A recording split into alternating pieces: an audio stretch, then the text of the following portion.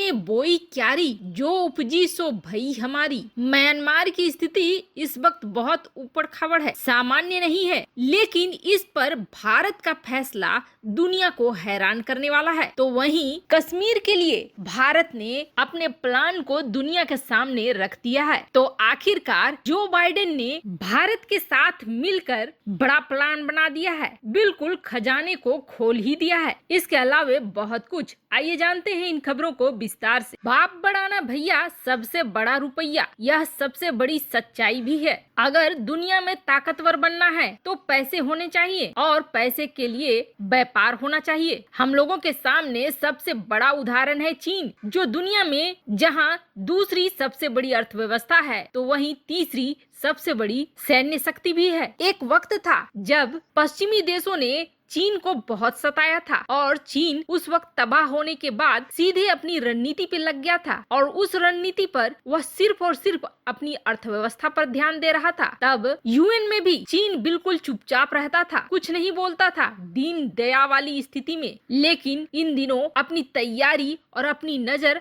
अर्थव्यवस्था को बढ़ाने में रखता था, क्योंकि उसे भी पता था अगर उसकी अर्थव्यवस्था बढ़ेगी तो उसकी सैन्य शक्ति बढ़ेगी। भले ही डुप्लीकेट माल हो, चोरी की टेक्नोलॉजी हो, लेकिन सस्ते में माल को बेचने से उसने दुनिया के कई बाजारों पर कब्जा कर लिया और उसके लिए सोने पर सुहागा तब हो गया जब उसने अमेरिका के बाजार पर कब्जा किया। अमेरिका के बाजार पर कब्जा होने का सीधा मतलब यह था कि एक खजाना खुल गया। भारत 2014 से इसी कोशिश में लगा हुआ है कि अमेरिका की बाजार में किस तरह से भारत की एंट्री हो, लेकिन डोनाल्ड ट्रंप के शासनकाल में भी भारत को कोई खास फायदा नहीं हो सका। उस तरह के व्यापारिक सौदे हो ही नहीं पाए जो भारत को ज्यादा फायदा पहुंचाते। अब बाइडेन और प्रधानमंत्री मोदी ने ये तय किया है कि भारत और अमेरिका का व्यापार 2025 तक $500 बिलियन का होगा। $500 अरब का यह व्यापार इतना बड़ा है, इसका अंदाजा आप ऐसे लगा लीजिए कि लगभग इतनी ही हमारी विदेशी मुद्रा भंडार है और दुनिया में कई ऐसे देश हैं जिनकी कुल अर्थव्यवस्था ही इतनी है। वैसे आपको बता दें, इसकी शुरुआत हो चुकी है। 2019 में ही भारत और अमेरिका के बीच बायलैटरल ट्रेड $150 बिलियन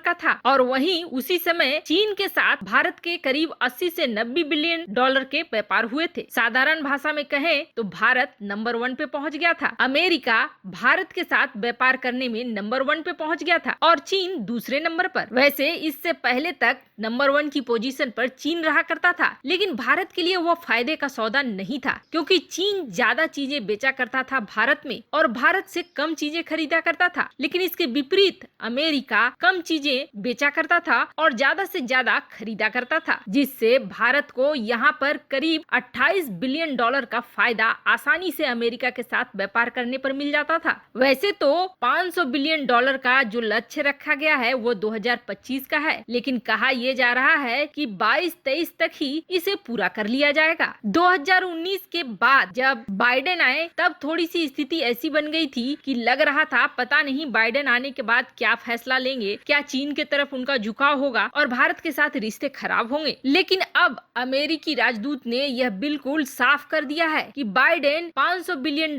के इस लक्ष्य के लिए आगे बढ़ चुके हैं और कोशिश ये कर रहे हैं कि कितनी जल्दी भारत के साथ उनके रिश्ते भी ठीक हो और इस टारगेट को भी पूरा कर लिया जा सके। वहीं दूसरी तरफ म्यांमार पर भारत का एक बड़ा फैसला दुनिया को हैरान कर रहा है। वैसे म्यांमार में सैन्य तख्तापलट के खिलाफ पिछले 9 दिनों से जारी जनता का विरोध प्रदर्शन लगातार तेज होता जा रहा है। प्रदर्शनकारियों के निशाने पर चीन की सरकार है। इस बीच सेना ने जन विद्रोह को कुचलने के लिए सीधे टैंक तैनात कर दिए हैं। कुछ इलाकों में तो गोलीबारी की भी खबरें आ रही हैं। तो वहीं देश में इंटरनेट को लगभग बंद कर दिया गया है। उधर यूरोपीय यूनियन, ब्रिटेन और कनाडा समेत 11 पश्चिमी देशों के दूतावासों ने रविवार को एक बयान जारी करके अपील करी थी कि कोई इस तरह की कार्रवाई नहीं हो जिससे हिंसा फैले। पर म्यांमार में टेलीफोन नेटवर्क तक को बंद कर दिया गया है। बताया जा रहा है रविवार शाम को टैंक और अन्य आर्म्ड व्हीकल देश के सबसे बड़े शहर यंगून, मैत्कियाना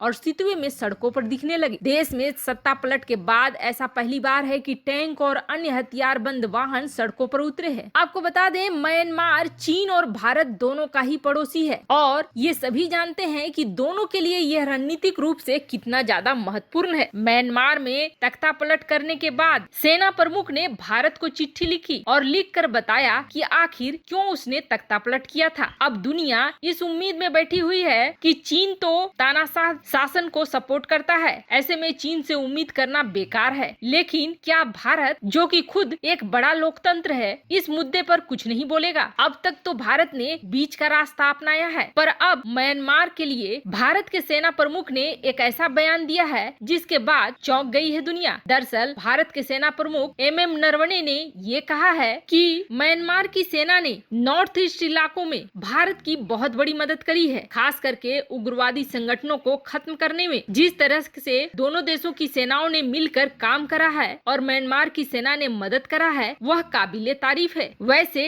इस बयान को लेकर यह कयास लगाया जा रहा है कि भारत म्यांमार के तख्ता पलट के विरोध में कुछ भी नहीं कह रहा है, लेकिन भारत की भी अपनी मजबूरियां हैं। अगर भारत ऐसा कुछ भी कहता है तो नॉर्थ ईस्ट में जो उग्रवादी संगठन अब बिल्कुल सफाई पर आ गए हैं, बिल्कुल शांति सी छा गई है, इन सीमाओं पर अगर म्यांमार की सेना का मदद नहीं मिलेगा तो भारत में फिर से ये संगठन सक्रिय हो जाएंगे और हिंसा और उत्पात मचाने लगेंगे। रणनीतिक रूप से महत्वपूर्ण म्यांमार कहीं चीन के साथ मिलकर भारत के लिए बड़ा खतरा न बन जाए, इसलिए भारत भी फूक फूक कर कदम रख रहा है। वहीं दूसरी तरफ 2022 के लिए भारत ने ऐलान कर दिया है कश्मीर का पूरा प्लान, जिसके बाद चीन की और पाकिस्तान की दोनों की ही मंशा खत्म हो रही है। 2022 तक भारत के गृह मंत्री अमित शाह ने ऐलान करा है कि जितने भी कश्मीरी पंडित विस्थापित हुए हैं उन्हें फिर से बसाया जाएगा, वो भी पूरी प्लान के तहत। 2022 तक कश्मीर में फिर से कश्मीरी पंडितों को बसाने का यह फैसला एक बड़ी ही दूर की कौड़ी मानी जा रही है। वैसे तो मौजूदा सरकार ने पहली बार में ही अपने घोषणा पत्र में इस बात की घोषणा करी थी कि कश्मीरी पंडितों को फिर से बसाया जाएगा, लेकिन अब जो वो अपने पुराने घर छोड़कर आ चुके हैं, वहाँ पर लौटना तो सुरक्षा के लिहाज से अब थोड़ा मुश्किल हो चुका है। पर वहाँ की राजनीतिक पार्टियां ये कह रही हैं कि उन्हें वापस उनके अपने घरों में ही भेजना चाहिए और वो यहाँ घुल मिलकर रह सकेंगे। पर भारतीय सरकार यह चाह रही है कि कश्मीरी पंडितों की सुरक्षा की पूरी व्यवस्था हो, ताकि किसी भी तरह की कोई अप्रिय घटना न हो। सुनने में यह साधारण सी बात लग रही है, लेकिन यह साधारण बात है नहीं। इन क्षेत्रों में पाकिस्तानी घुसपैठ और आतंकवादियों का बसेरा खत्म करने के लिए पूरे प्लान के साथ अब भारत आगे बढ़ रहा है, जिसके बाद पाकिस्तान को चिंता होने लगी है कहीं भारत उन क्षेत्रों को अब वापस न लेना शुरू करे जो उसने धोखे से दबा रखा है। वैसे आपको क्या लगता है, क्या कश्मीरी पंडितों को फिर से कश्मीर में बसाना चाहिए? कमेंट कर अपनी राय जरूर बताएं। जल्द मिलते हैं अगले वीडियो में नई खबर के साथ।